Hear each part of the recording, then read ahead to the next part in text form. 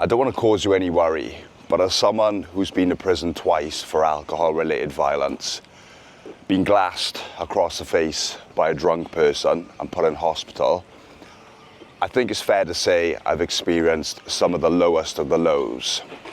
Reflecting on almost 5 years of being sober, I believe it's my duty to warn people on the signs it's time to stop drinking.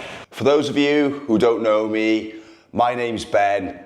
I teach business professionals and entrepreneurs how to get control of their drinking and substance abuse. I've left my free sober guide, The Black Print, link in bio, check it out. Sign number 1, it's time to stop drinking. You get aggressive when you drink.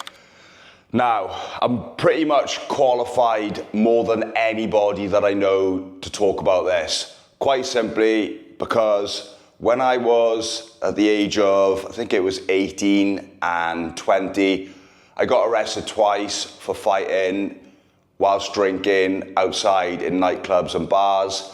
And unfortunately, I ended up going to prison, and it has given me a criminal record which will stay with me through the rest of my life. The problem with this is, if you want to go to countries like Australia, America, Canada, you won't be able to with a criminal record. Now, plot twist. For those of you who know me, I actually lied on my visa and I went to Australia for 6 years. I told them I didn't have a criminal record. I don't regret it. It's one of the best decisions I ever made, quite simply because I got there, the environment changed my life and helped me get sober. But if you find that you're going out, drinking, getting aggressive, then it's only going to be a matter of time before you actually end up getting arrested, possibly going to prison, ruining your life, losing your job. And to top it all off, sometimes when you go out drinking, it's not even you who needs to be aggressive. When I was younger, about 21 years of age, I went out to some bar and some random guy cracked me across the head with a glass bottle. Had to have stitches on my face, blood was everywhere. I think that he went to prison, but yeah, I mean, drinking, going out with there's drunk people is just a recipe for disaster. Number 2, you engage in risk-taking behavior when you drink alcohol or take substances. This could be drink driving, or it could be something as simple as taking medication when you're drinking. My own personal experience is buying a car on eBay in a nightclub, staying awake, then traveling across the country on a train to pick that car up and bring it back home. Not really funny. Nobody got hurt in the purchase of that vehicle. Okay, maybe it's a little bit funny, but yeah, look, I was young. I'm sure you are on this video now because you've done some stupid things when you're drinking. For me, buying a car, traveling across the country to pick it up while not sleeping is probably not the best thing to do. And looking back now, is definitely something I shouldn't have done. Number 3, drinking to cover up your emotions. Now, I'm the number 1 culprit when it comes to this. When I was younger, I used to use substances and alcohol to pretty much get me through any situation. If I'd lost my job, I would drink and take drugs. If I was in a breakup, I would drink and take drugs.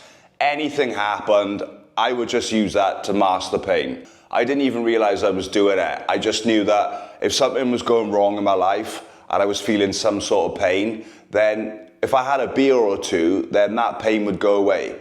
But all you're doing is sweeping it under the carpet. So if you are somebody who runs to drink and drugs when things aren't going well in your life, you need to be aware of this, and you need to ask yourself the question, like, am I actually built to deal with hardship in my life, or am I just running away from the pain, sweeping it under the carpet, letting it get worse?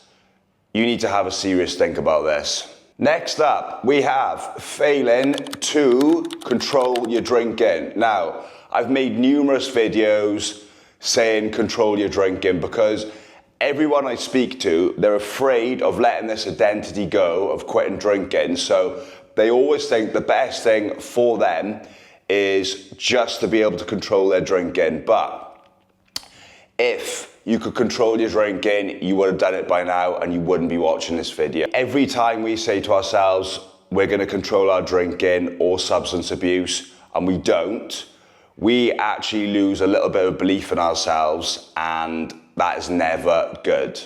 Personally, I don't believe there is such a thing as controlling your drinking. I think if you've got a problem, you just need to knock it on the head and just completely stop. If you could control it, you would have controlled it.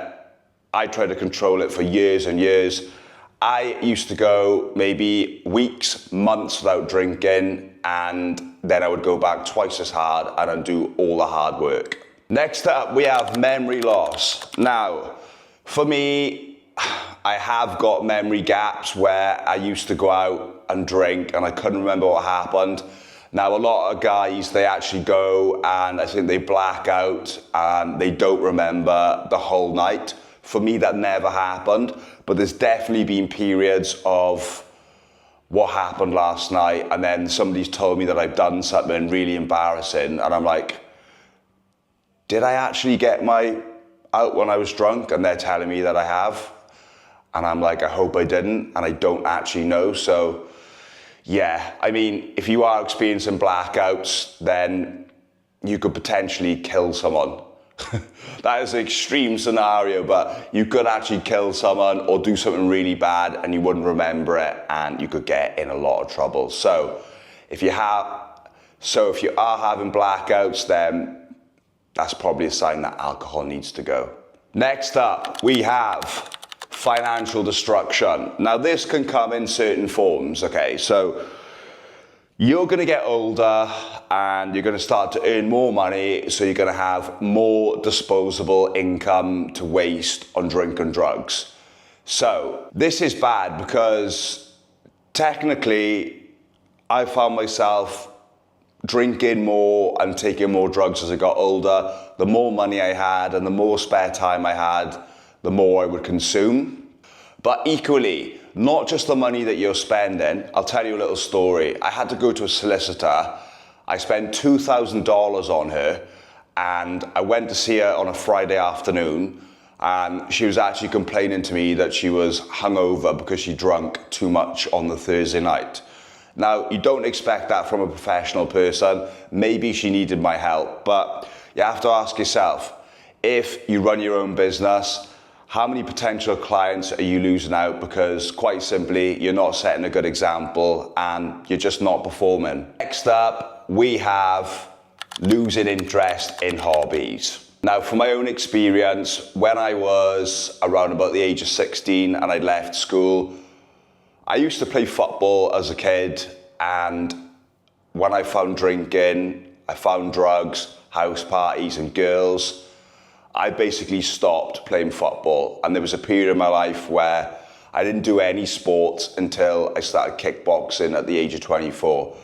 Now, if you found that your drinking is taking over your life and you were once participating in activities but you don't do anymore because you'd rather go out drinking, or maybe you were doing something on a Sunday like a run club and now you're drinking and now you're not going to that run club as a result, you need to take a hard look in the mirror and say, okay, so I'm prioritizing drinking over other aspects of my life. Next up, we have causing strain on relationships. Now, I've been guilty of this in the past. Probably weren't relationships I wanted to be in anyway, but I've been with people in the past, and yeah, I would rather go out drinking with the lads than actually spending time with them. Then that causes all sorts of arguments, causes the relationship to break down. It might be that you are not spending enough time with your family or kids because you're going out drinking, taking drugs, not setting a good example. You could end up with a divorce, or your kids might not speak to you, or you might drink so much that you never actually have the chance to have a family. So if you haven't subscribed, please do. It helps me grow the channel. And also, Comment your current sober streak or any problems that you're having whilst quitting alcohol. I'd love to be able to answer them.